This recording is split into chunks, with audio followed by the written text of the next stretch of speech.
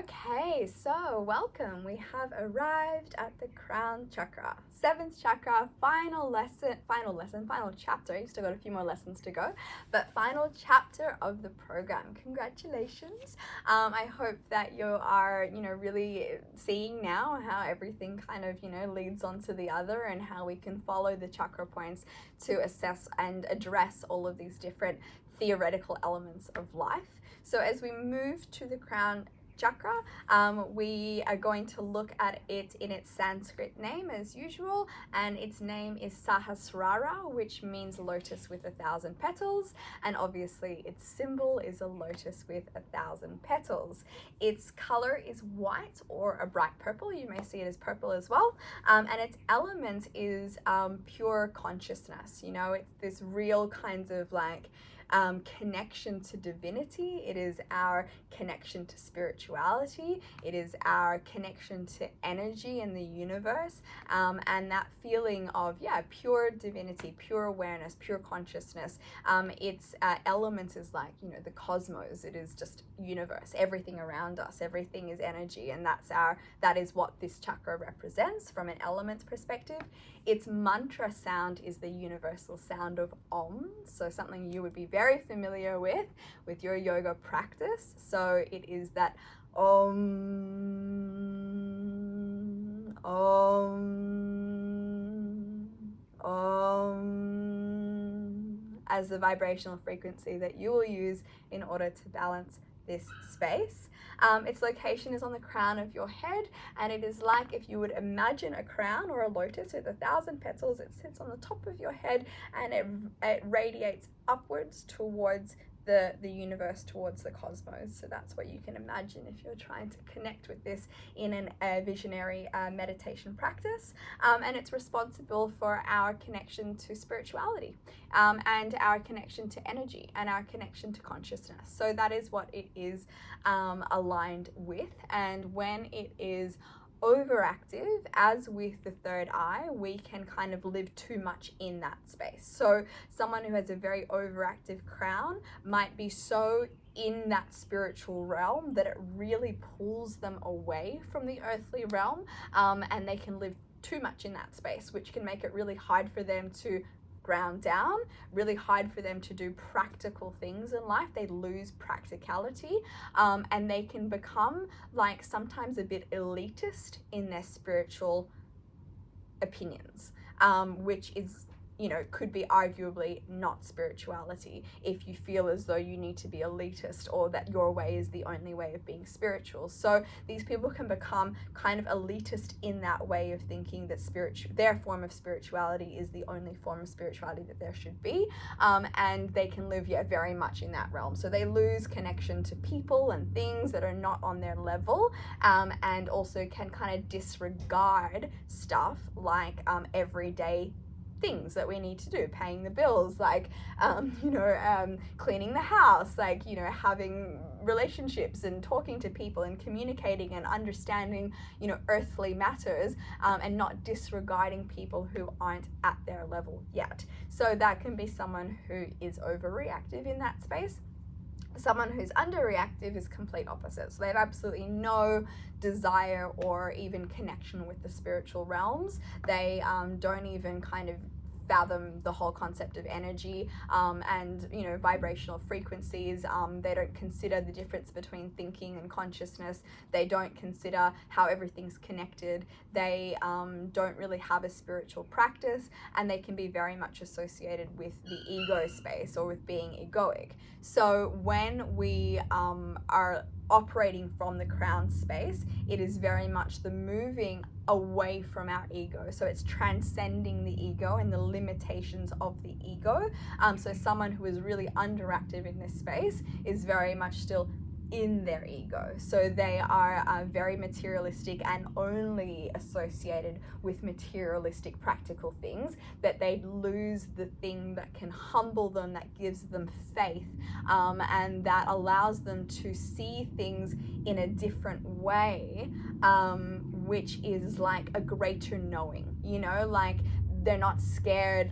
Someone who is underactive might be really scared of death, and really scared of even contemplating, you know, the natural cycle of human evolvement, because they don't even want to kind of fathom what goes on in that space. Whereas someone who has a balanced kind of energy around this might be pretty okay with the fact that this is the way that we are, and that knowing and the faith that we have that of that process gives us greater meaning and a heightened purpose to our time here on earth. And we use our time here on earth in a way that is meaningful to us, but also meaningful to the world, because we're connected to a space that is consciousness, that realizes that we're part of everything else. And so therefore selfless action becomes a really prominent part of our everyday being. So when we're balanced in this space, yeah, we have a connection to the earthly realm, but also a spiritual practice, which allows us to practice selflessness and selfless action. We see things in a different way, you know, we kind of have like a different sense of knowing, and maybe a sense of calmness, because we feel that, yeah, we are connected to something greater than ourselves, you know, whether that be through religion, whether it be through prayer, whether it be through yoga, whether it be through meditation, like whatever it is for you, it is connecting to something greater than yourself, which helps you find your sense of meaning and purpose in this world, and also helps you to remember that we're all connected, and to step out of that place of ego and into a space of self-expansion. So when we are looking at physical ailments to do with this area, it is similar to the third eye in the sense of migraines and headaches, and cranial issues are a really affected place when we're having symptoms of the crown chakra. And it can also represent in nervous system imbalances, so anything to do with like issues and illnesses that are associated with our nervous system being overreactive or underreactive as well. Ways to rebalance it. So if it's overreactive and we're kind of all in this spiritual space and we're so disconnected from the human world, doing humanitarian work can really help. So actually like getting back into the practical side of life, and you know, being around people that are not just the same as us, and not just living and being in a space where that's all we surround ourselves with, but actually immersing ourselves back into the world, and being around all sorts of different people at different stages of life, and immersing ourselves in that, so that we remember that we are parts of two realms. You know, it's not just one, it's not just the other. We need to have a balance of both. If it is underactive, then practicing any form of spiritual practice can really help to get you to that place, you know. So it can be meditation, learning to meditate. It can be reading up about different religions if that's something that you're interested in. You know, looking into quantum physics, looking into energy and matter and consciousness, and just like starting to explore these themes. And you know, it could even be just having a prayer practice every evening before bed, and you know, giving thanks and practicing gratitude, and you know, maybe seeing that things are interconnected, and offering something, or asking for something, or giving thanks to something that is greater than yourself, to see if you can start to tap into that spiritual practice as well.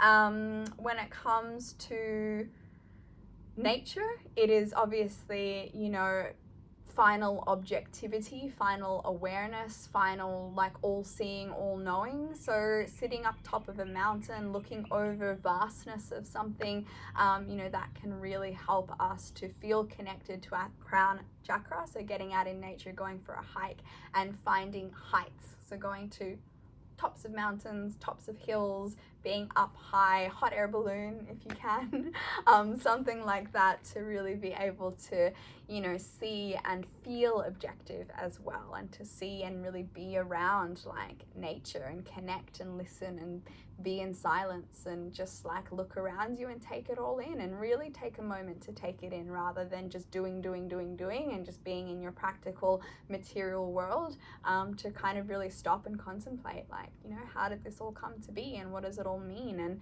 you know, sometimes those questions are scary, but you don't have to know the answers just yet. It's just being open to considering that maybe there is something more than just you or just me.